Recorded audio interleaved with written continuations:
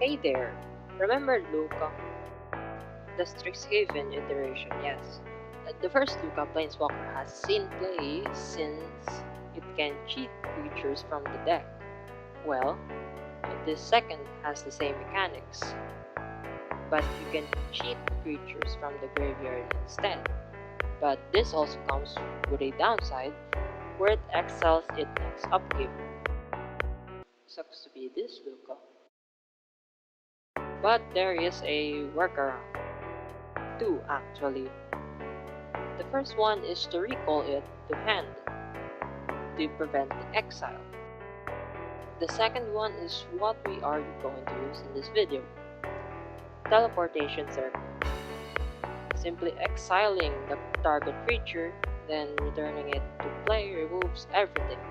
It is also good that since it comes into play untapped, it can block next turn. So for the deck overview, this is in standard format since I have a wildcard problem. Or maybe it's just anxiety, who knows.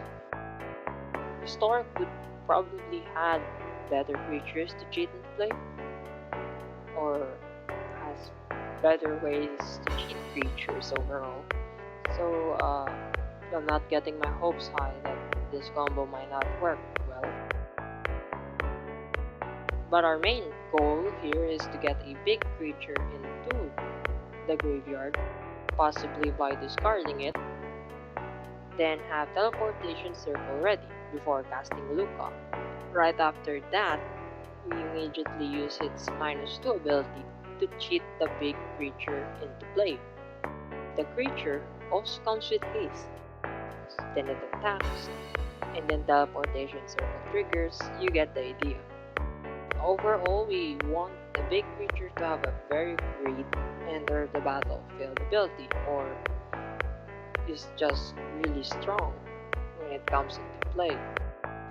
And probably the this deck would go for a control playstyle so that you can probably set up the combo. So now we fight. At round 1, we kept the opening hand and somehow held back on playing Thrilling Discovery by turn 2. When I got a second Mila or Luca in hand, I discarded it alongside another teleportation circle and we got nothing.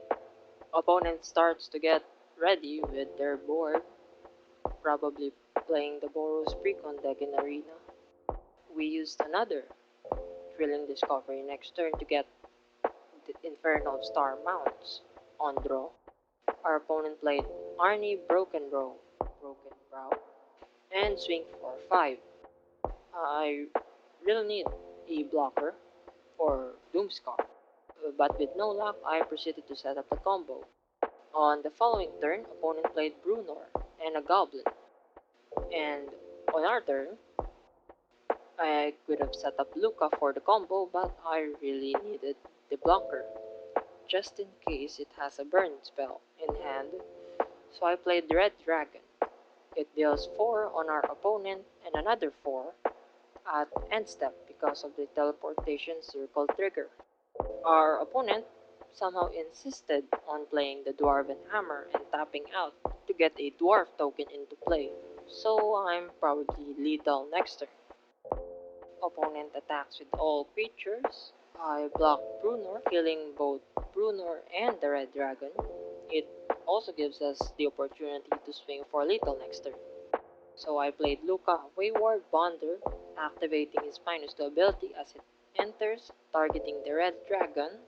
That will deal 4 damage in the face as it enters, as well as it attacks.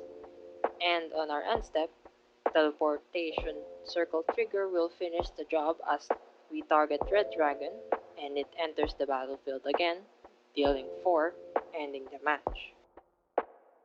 Good start. The board was a bit quiet at the start of round 2. By turn 3, with the help of Seize the Spoils, we got a Red Dragon in the graveyard and another in our hand. I kept 2 mana open for Sacred Fire, to clear some early threats, and clear some early threats it did with our opponent's Lotus Cobra, though it was a bit late since opponent got 2 mana off the landfall trigger with Evolving Wilds and proceeded to use the mana lying around to cast Slogger. Since I can't use the Play with Fire to get rid of the creature, so I used it to scry.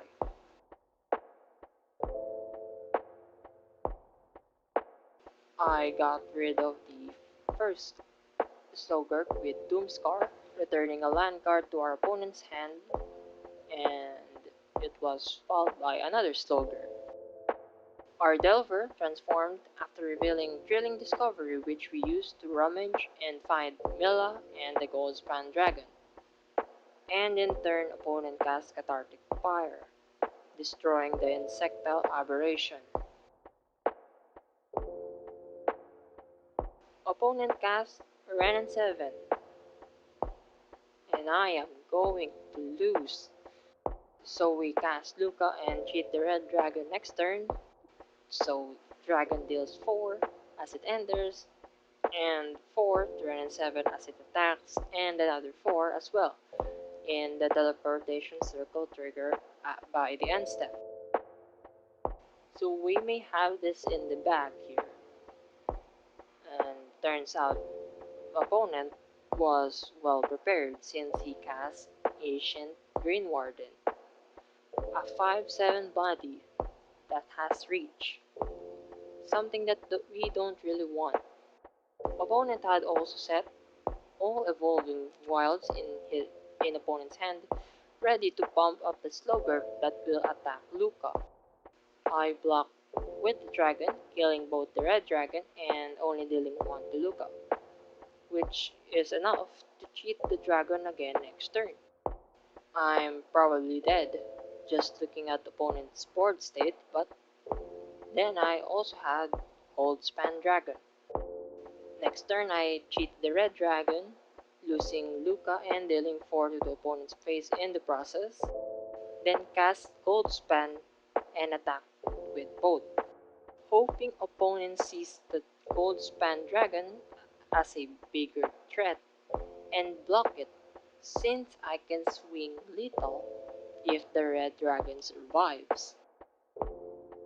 And opponent just did that.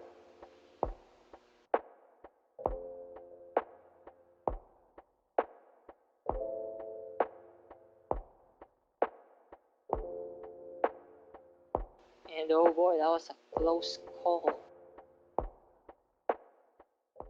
Well, since I'm going to end this video by there, it would be best to talk about deck. For me, it can be frustrating to set up the combo. You have to put a creature in the graveyard, then set up a teleportation circle, then wait until the coast is clear to cast Luca, and hopefully opponent should have no answers in between. But the deck was fun though. Well, so until then.